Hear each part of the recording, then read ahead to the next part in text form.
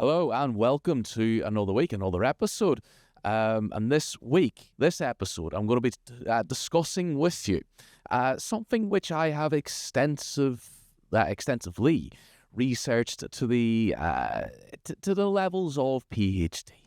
So today, this episode, I'm going to discuss with you, or at least scared over, really just going to tread water here with the fear of terrorism. We're going to consider whether or not it's actually justified.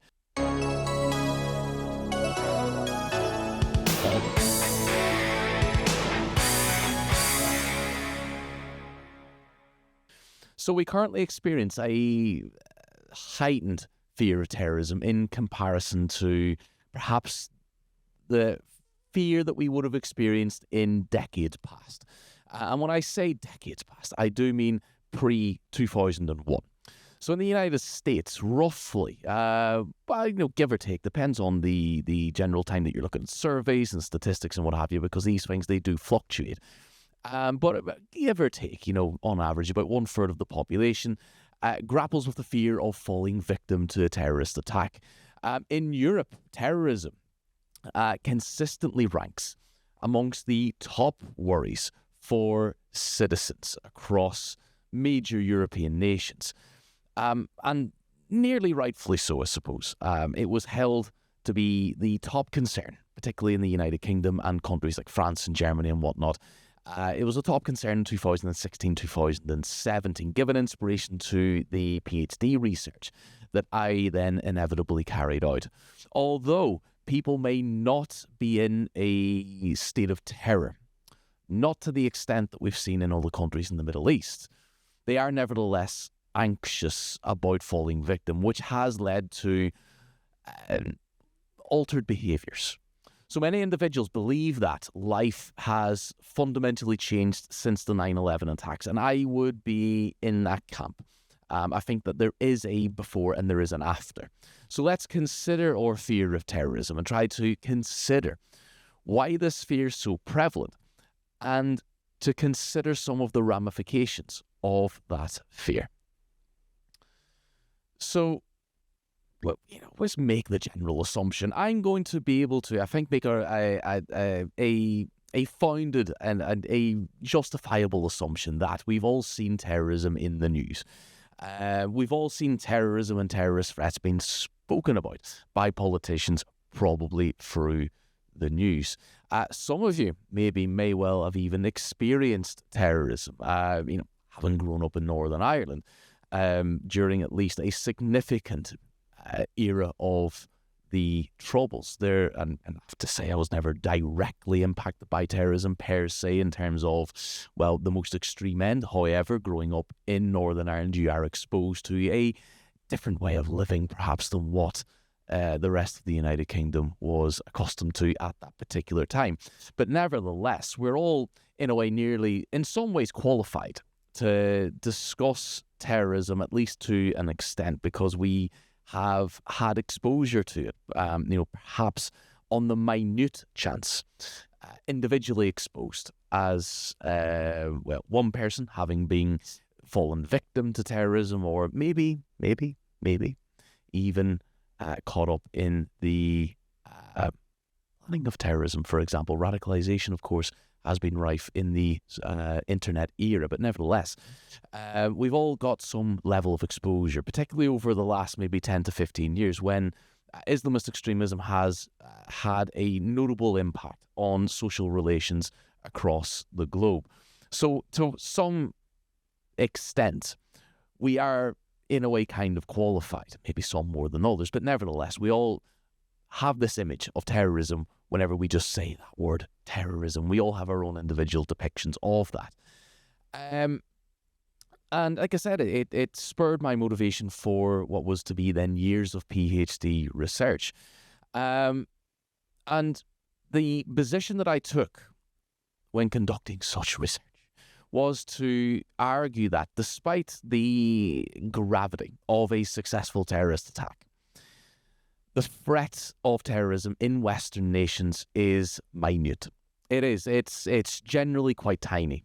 I know, statistically speaking, it's not it's not a big threat. If we look purely at the raw numbers, particularly since the turn of the millennium, then it's dwarfed time and again by other social harms. But we still fear terrorism. We still fear it.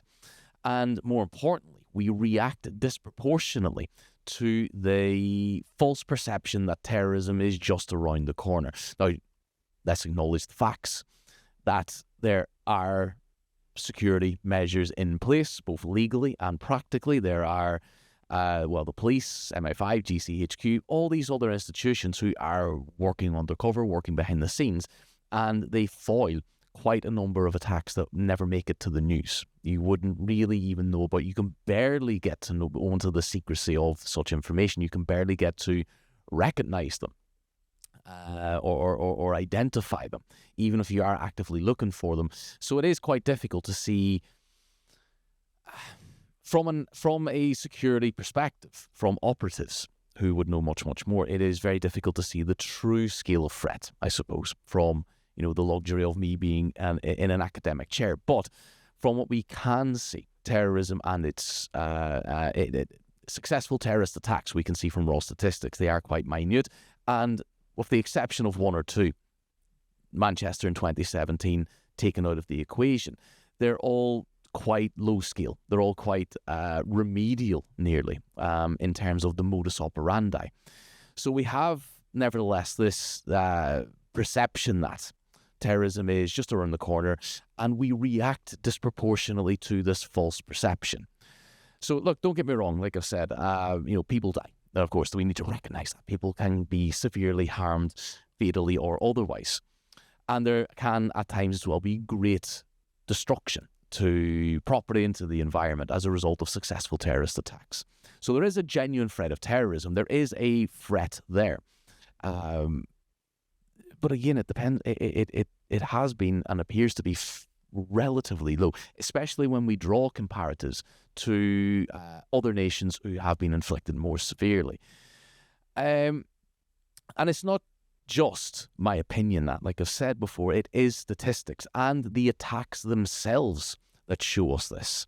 So the number of attacks, the number of deaths, and the modus operandi, the mode of attack, show us that there are far more deadly and frequent crimes and harms that are, much more likely to impact us. So despite this, though, media and political attention to terrorism and terrorist threat is always highly volatile. And also advocates for extreme measures or extreme remedies, despite, again, we go back, if we just look at the statistics, despite the statistics being relatively low. And often the most extreme proposed remedies from certain political figures and certain media outlets, these would impede on not just the rights of the people who have been identified as posing a level of threat. They are also, because we need to recognise this, owing to the universalizability of human rights, that they would also impede your rights, given the opportunity. Just, riding off the back of what can often be a wave of volatile hostility in the aftermath of terrorist attacks, which we often obviously see. We see it in the news, we see it in public discourse and media discourse and what have you. And that is the heartbeat of my research, or has been the heartbeat of my research over a number of years, this moral panic. And look, by default, moral panic, by its very definition, advocates that, or there's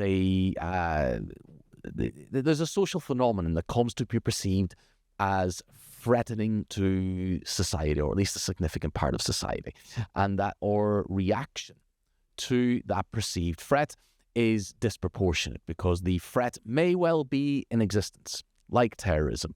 It may well not be in existence. It could be something that is entirely fabricated, but en masse, we come to believe that this threat is real. And then, like I've said, we act accordingly. We act as if it is a heightened, or should be at a heightened level. And then the remedies are above and beyond what is actually necessitated for. This concept of moral panic has been banging about for quite a few decades now, since around the 1970s, or maybe before, depending on what kind of literature that you're reading. It's taken on new dimensions over the last couple of decades. I particularly argue this, owing mostly to social media and new technologies and the ability to create and disseminate new information which isn't always to the best of qualities and can largely be used to deceive and to create deceptions and to really skew or outlook on or outlook on certain social issues. So social media has a lot to answer for. I'm not going to really delve into that element of it today, but nevertheless, it's some episodes down the ways probably will do, to be fair. But nevertheless, look, there has been this creation of a new terrorism, this perception that since 2001, since the 9/11 attacks, that terrorism, the game has changed. And in many ways, the game has changed. But terrorism, I would argue, fundamentally is largely the same. It's got a couple of new caveats, maybe a couple of new aspects, but fundamentally, without getting overly academic, because I teach quite a few classes on this, but without getting overly academic, the fear or the threat of terrorism and the ideologies and what have you have largely remained the same. So again, without getting overly academic, just take me at my word for it, at least for now. And again, this is a topic that might be the first for this channel. It's only the second recording, but it is something that is, the longer this channel goes on and the longer you listen, the more ultimately the more likelihood, the greater likelihood is that this will be evolved and unpacked much more down the ways. But look, I think what spurred on this particular topic today wasn't the fact that I've written a PhD on this topic. A PhD that I should actually clarify is currently under examination at the minute. I haven't technically passed, but we'll see. Nevertheless, it wasn't that that inspired this. I just happened to come across an article by a person called Aaron Fish. The link for this article is in the bio below. It is, from what I can see, free to access. It is more of a philosophical. It's been published in the Journal of Applied Philosophy. Published. When was this published, actually? It looks like, last year, maybe this year. Looks like it was 2023, maybe, I think was, either way. Yeah, actually 2023. So it's a fairly new article. And, well, it's entitled, Why It Is Not Unreasonable to Fear Terrorism. Now, this goes against what I've researched and what I've written in the general, well, largely goes against it. Not absolutely, but it goes against it to quite a bit of a degree, really. I suppose I would never argue that it's unreasonable to fear terrorism. We need to recognize that threat, of course, because it is real. It is there, like I've said. But there is limits to this. And this article by Fish, it is great. I quite liked it. It brings up, if we want to really, if you go and read this, you'll obviously get a lot more of a fulfilled version of it. But if we really try and just crush this down and pull out a few key points, he argues that there's three kind of justifications for this fear. One might be a fear of the randomness of terrorism. So his argument is that the unknown justifies the fear. So obviously a lot of terrorist operatives behave and conduct themselves covertly in this clandestine nature, when we never know, apart from the terrorist, when a terrorist is going to strike, unless, of course, you've got good security services, like MI5, who do a fantastic job, and other police and other security agencies. And we do foil, in the United Kingdom, we do foil more terrorist attacks than what are successful. We need to recognise that, because that is not only should be a bit of a emotional comfort for you if you are susceptible to a fear of terrorism, but it also should illuminate to you that the current procedures that we have in place are adequate. Yes, one or two will get through, as has been shown, but the vast majority are foiled. So that tells you quite a few things, but we'll just stick with, laws are adequate, at least as they currently stand. Now, laws should be evolved as they are, but we'll get to points on that maybe a little bit later in this episode, somewhere down the line. But either way, look, the fear of randomness, according to Fish, is a justifiable component or justifiable aspect for this fear that we might have of terrorism. But my argument is that many things are unknown, though we don't jump to sacrifice our human rights, for example, just to satisfy the fear of the unknown. I can't remember who always gets attributed with the phrase, something along the lines of a man who would sacrifice, or a person rather, will generalize it a little bit more, a person who would sacrifice security for, I'm trying to think on my feet here because I really can't remember this, and I should remember this, a person who would sacrifice rights for security deserves neither. Something like that. Something along them lines.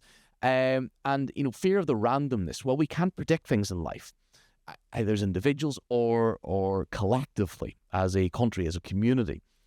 And we really need to have a bit of a measured approach to that particular fear.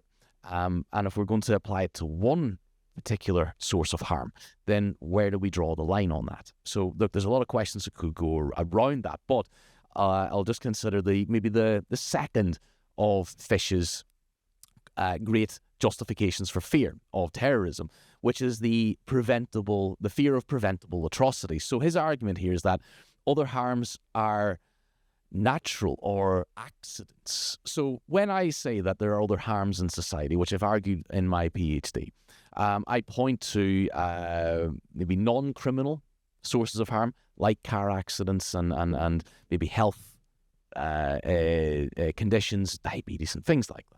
And he's right. Look, there is, there is much greater harms that researchers like me will often point to, both criminal and non-criminal, with higher fatality statistics or higher harm statistics. If I look at criminal statistics just on an annual basis, then the homicide statistics fluctuate, normally linger and give or take about 600 homicides in the United Kingdom per year.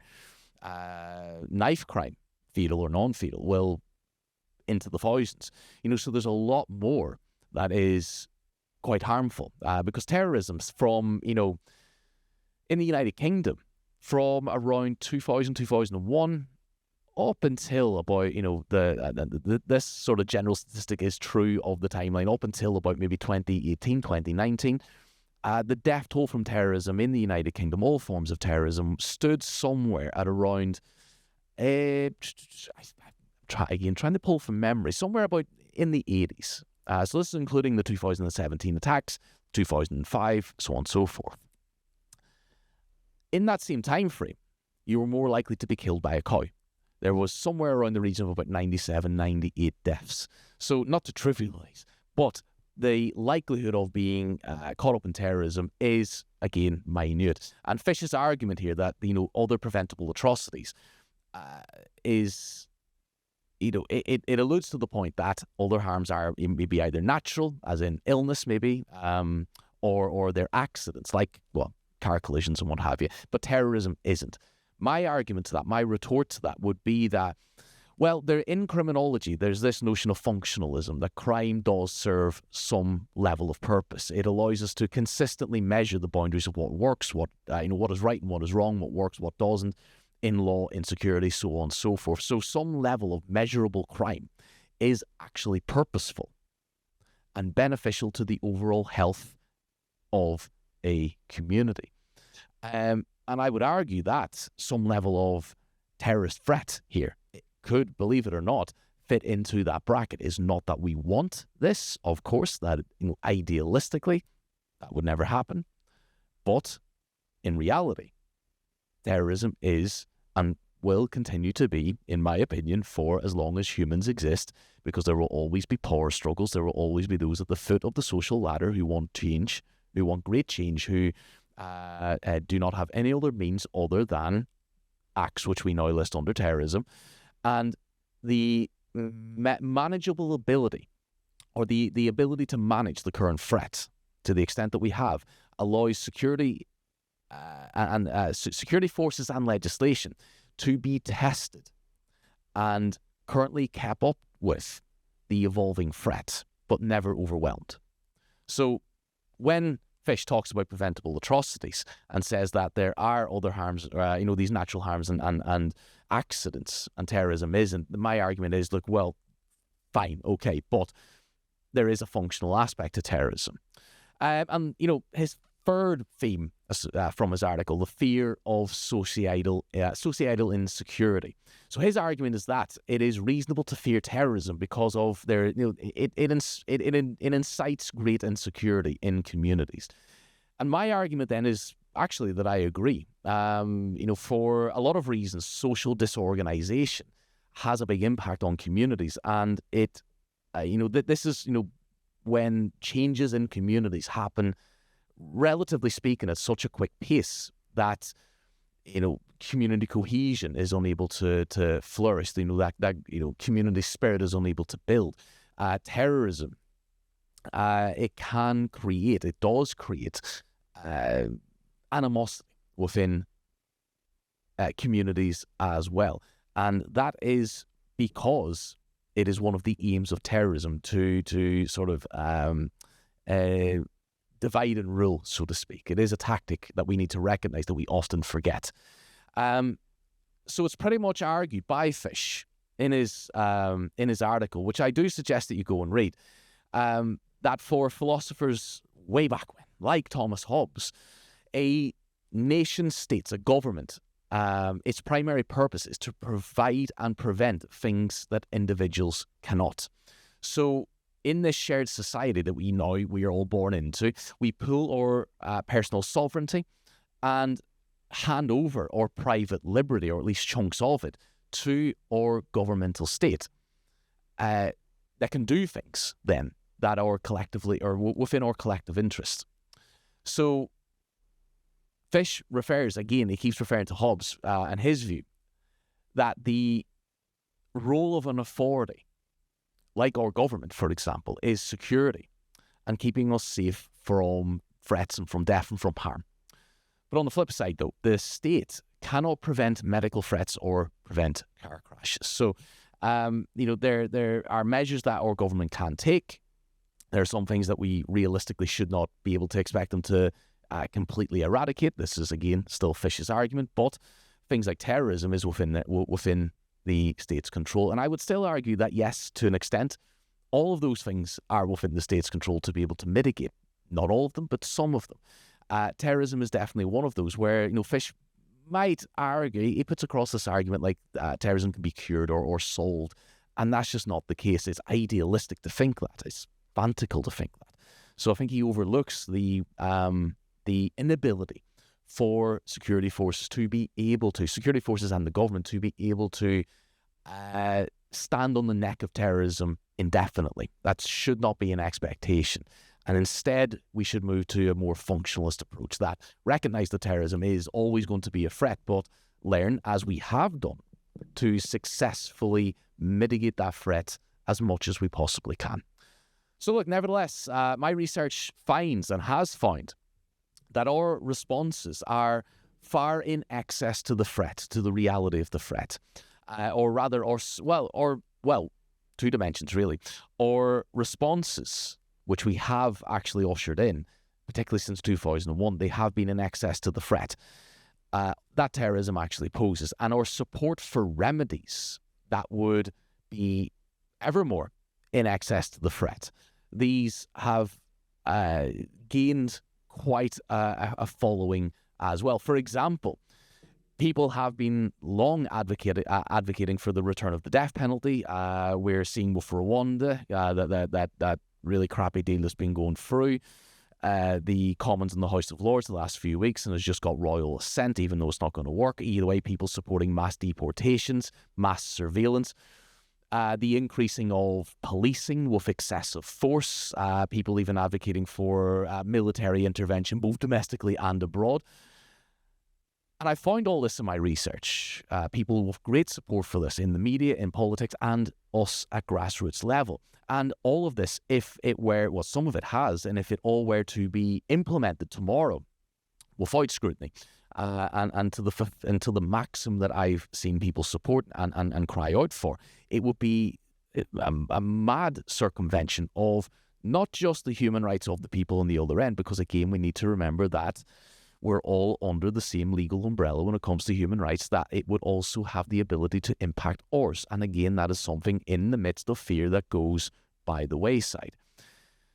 And it would do. Look, we all, and history's shown us that, a lot of the more punitive measures, the more heavy-handed sledgehammer approaches that we often take in response to great atrocity or instances of fluctuations of fear and what have you, the more punitive we seem to get, the little or the opposite seems to happen.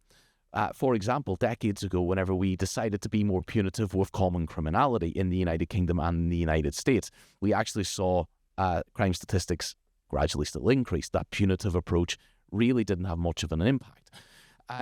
So those who would cry out for the most extreme measures in response to terrorism should recognize that it would do little to satisfy the problem.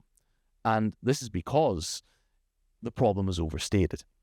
The reality is that it isn't as big of a threat as we actually think that it is. So our perception of terrorism is massively inflated. You're probably going to disagree with that for a few other reasons. That's fine. We've only been discussing this for about half an hour. I have much more in the tank, owed to, again, years of research, and something that this channel is probably going to delve into. Not going to be every week. It's not even going to be that often. I hope not, because I want to explore many, many other things. But every now and then we're going to revisit this, and we need to recognize that there's plenty of research. It's not all one-sided. Of course, there will be research that will counter fish, for example, what my core arguments. But we need to recognize that there is quite a healthy academic perspective that our perception of this threat is, and has been manipulated. It has been inflated, and it is out of sync with what the reality of the threat actually is. So statistically speaking, wars aside, humans have never lived in a safer era. And that is not just in regards to terrorism, that is in regards to all forms of criminality and threat. We always talk about how the world's fallen apart and blah, blah, blah. That's not true. In some ways, yes, we do kind of regress, but we don't look at, just the here and the now. We look at where we've come from, and we look at the trajectory of where we're going. So you're more likely, as I've said, to be killed by a bloody cow than you are of terrorism.